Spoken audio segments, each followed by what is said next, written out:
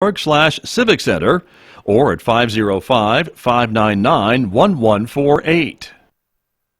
This is the Mental Health Minute with Dr. Ariel Leese. It's back to school time, which can bring on the back to school jitters. It's not unusual to hear, but I don't want to go to school.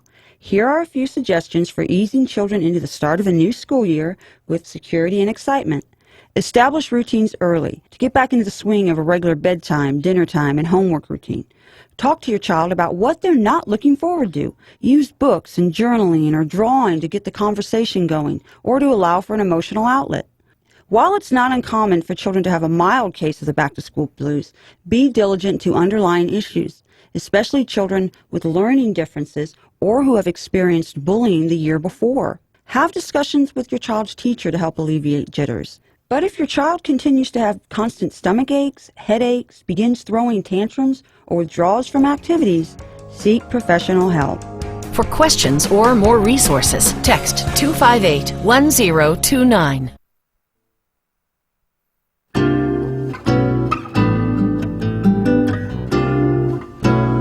It's Friday morning here on KSJE 853, and look who's back to get us all set for the new year with Prep Sports. Wally D from Wally D Sports. Good morning. Good morning. Happy New Year. Same to you. It's good to have you here. I know it's been a day or two since we've been around. It's been a few days, that's true, but that's what happens, I guess, around the holidays. But we're back, and the schedules are back, and kids are playing ball, right? And they even played over the holidays, went to tournaments, holiday tournaments throughout the state, and and our teams fared pretty well. Well, that's good. That's good. Now, you're telling me it's the girls' basketball. The teams look really good. The girls' basketball, they look really good. We are at the top of the heap, it seems like. Yeah, I mean, the whole four corners practically is at the top, doing really well. Okay, well, let's take a look. You sent me some polls, and we'll share those from...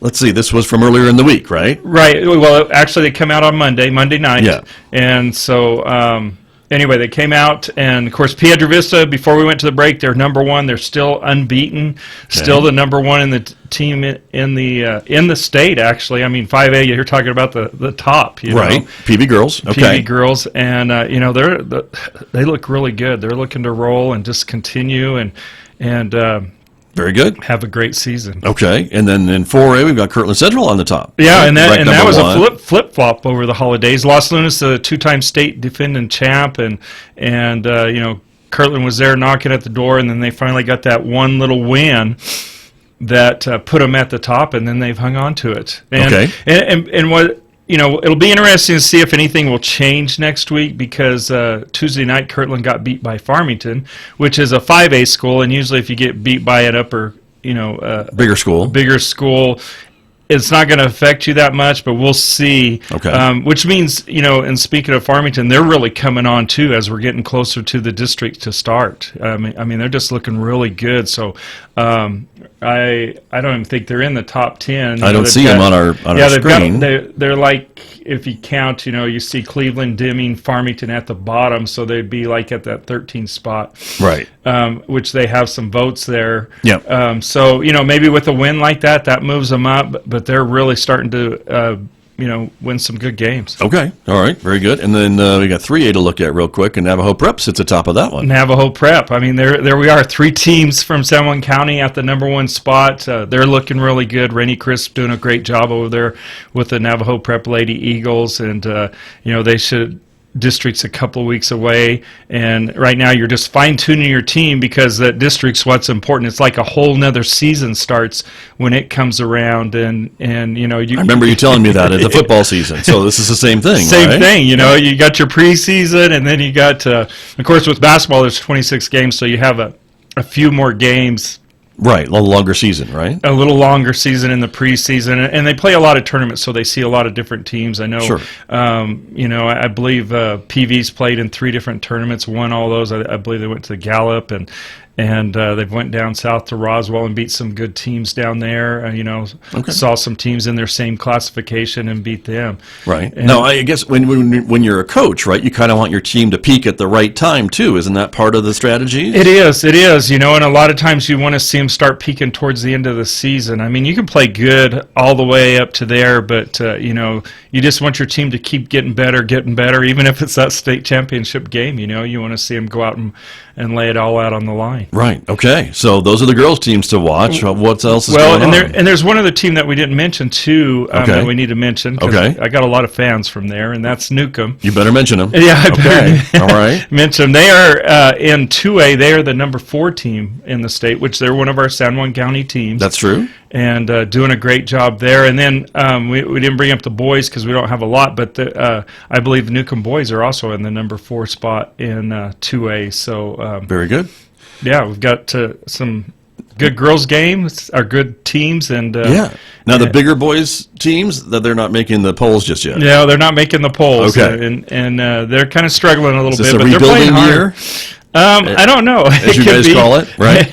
Okay. It could be. It's a little bit tougher, I mean, every once in a while, like PV, you get just the right combination of kids that come in. Kirtland the same way, but when we play the Albuquerque teams, I remember growing up playing the Albuquerque teams, and we just couldn't beat them. They're tough. They're hard, and you just have to have the right combination. It happens here and there where you're able to compete.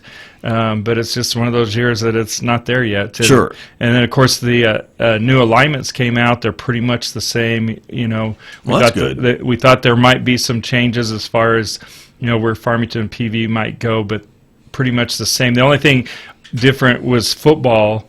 They will be in a different district there where they'll play, I believe it's Santa Fe, Los Alamos, and there's another team, Miamir, which is the same. Okay. Which is the same. So interesting.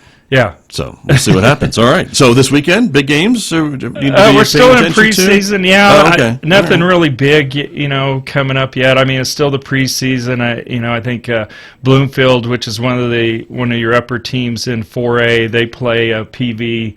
Next Tuesday night, I believe it is Tuesday or Thursday. I can't remember. Okay. Too many games. I see too many games. You see a lot of them. You do see a lot of them. So that's true. But I know usually Tuesdays and Thursdays are the basketball nights. Yeah. Right? Tuesdays, Thursdays, Fridays, and Saturdays. Okay. So yeah, and what like I said, district's a couple of weeks away. That's when we will start paying attention, and we're starting. Last night we started broadcasting the PV girls. We'll start with PV girls in Farmington.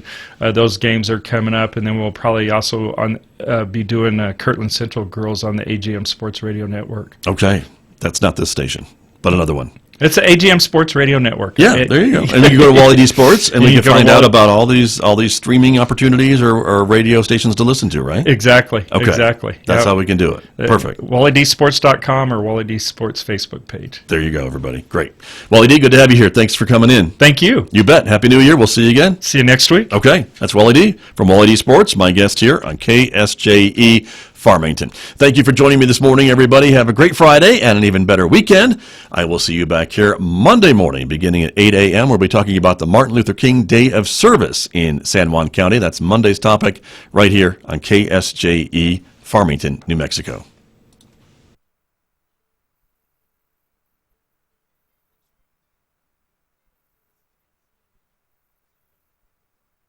You're tuned to KSJE Farmington, New Mexico, 90.9 FM. And now 103.3 FM, K277CR, Durango, Colorado. A partly cloudy morning becoming mostly sunny this afternoon, but windy. We could see gusts up to 40 miles per hour. Today's high 37 in Farmington. Clear and cold tonight with a low of 12 degrees. Mostly sunny skies for Saturday and Sunday with highs in the mid.